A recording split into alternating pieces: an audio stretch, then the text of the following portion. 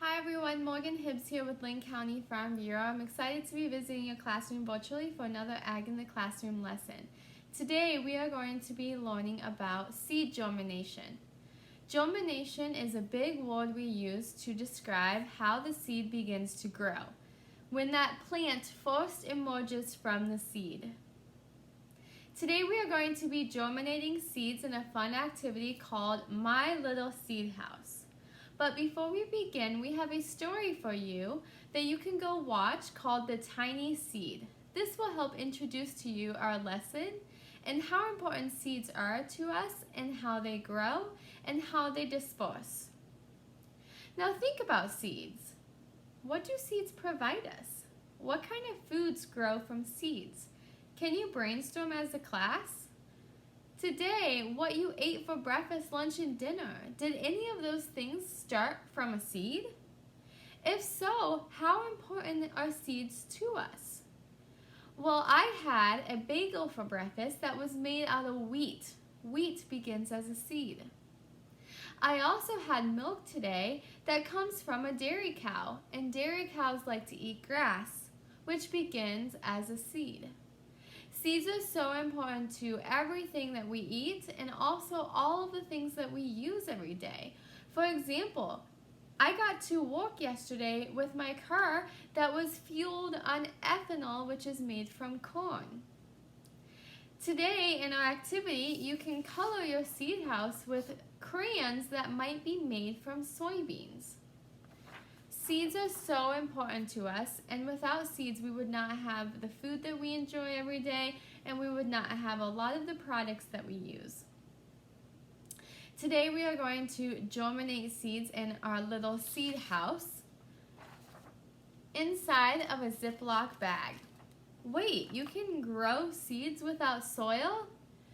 We can germinate seeds without soil, but then once the seeds have started to grow, they collect nutrients from the soil, and they need the sunlight. But before they germinate, looking at my seed right here, does my seed have roots yet? No. Does my seed have a stem yet? Not yet. But if we give the seed everything that it needs to grow, we will have roots and we will have a stem. But without roots in the stem, we don't need soil and direct sunlight yet. If I think about my seed, placing it in the soil, do I usually place my seed just on top of the soil, or do I cover the seed with soil on top? I usually cover the seed. That helps to create a nice blanket for the seed to lay in and have seed to soil contact. We don't have roots yet, so we need that seed to soil contact so that water can be absorbed by the seed. Also, when the seed is underneath the ground, can it see the sunlight? No, but it can feel the sunlight. It can feel the heat. Now imagine it starts to be spring out and you wear your winter coat because it was chilly in the morning. But by the time you go to recess, it's pretty warm outside. And you're running around. What do you feel from the sun? You feel heat. You feel warm from the sun. Same with the seed. The seed needs that heat to germinate. Now once the seed has germinated and the roots grow down, that's when they start to take in water and nutrients from the soil. And when the stem grows up, that's when it starts to photosynthesize with the sunlight. That's when we need direct sunlight. Today we are going to germinate chickpeas. Has anyone ever ate a chickpea? These were grown here in Linn County from one of our farmers. Jason also raises pigs, sheep, and cattle, and he grows corn and soybeans. But he also has recently started to grow chickpeas. Chickpeas can be made into a delicious soup. They're also known as garbanzo beans, so if you've ever had garbanzo beans. Chickpeas are also how we make hummus. These chickpeas have a seed coat. The seed coat allows water to be absorbed into the seed to start that germination process. Okay, so for today's activity, you will need a Ziploc bag, our seed house template, some cotton or a paper towel, water, and chickpea seeds, or if you are doing this at home and you don't have a kit, you can use whatever seeds that you would like. I recommend corn, soybeans, something that you can get your hands on easily, peas, sweet corn, something that you can pick up from your local garden store.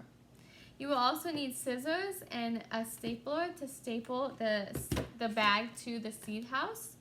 And we have this tiny seed worksheet to review.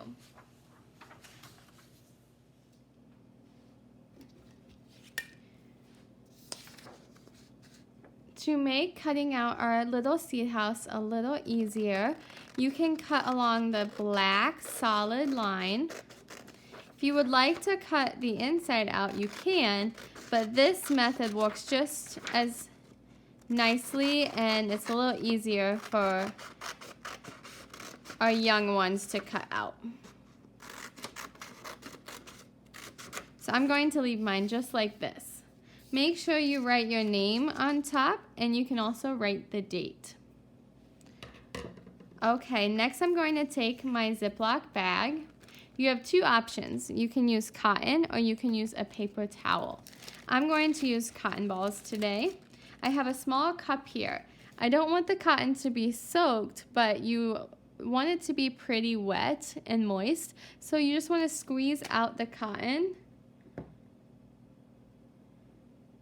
before you add it to your bag.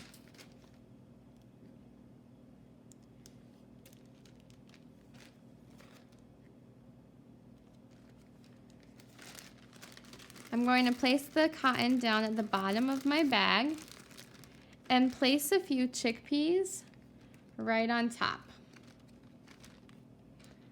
You just want the seeds to be touching the cotton so that way they get the moisture from the cotton. Then you want to zip this up and staple it to your seed house.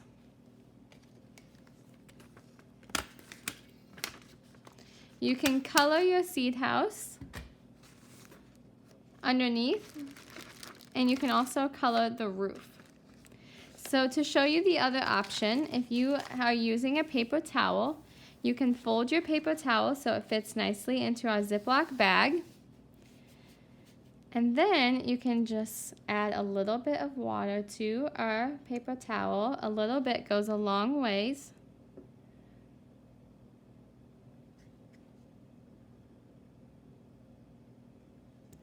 And then you can place a few seeds on top of our paper towel.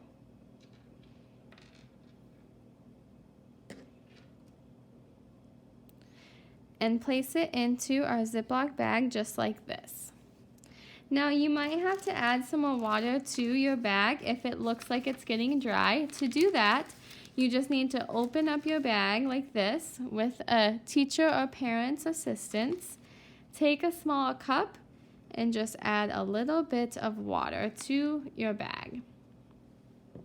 You want to hang the seed house towards the window with the seeds facing the window, or lay it like this next to a windowsill.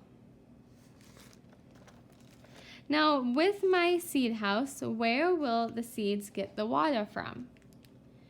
They will get the water from the cotton. Where will they get the heat from? Well, if I place this next to a window, they will get heat from the sun. Okay, let's review with the tiny seed worksheet. I hope you enjoyed making your tiny little seed house. Be sure to hang this next to your window or to lay it on a windowsill to give it the heat that it needs to germinate. Also, make sure that you keep your cotton or your paper towel wet to provide that moisture the seed needs. If you would like to continue to grow your seeds once they've germinated, you will need to plant them in a cup of soil.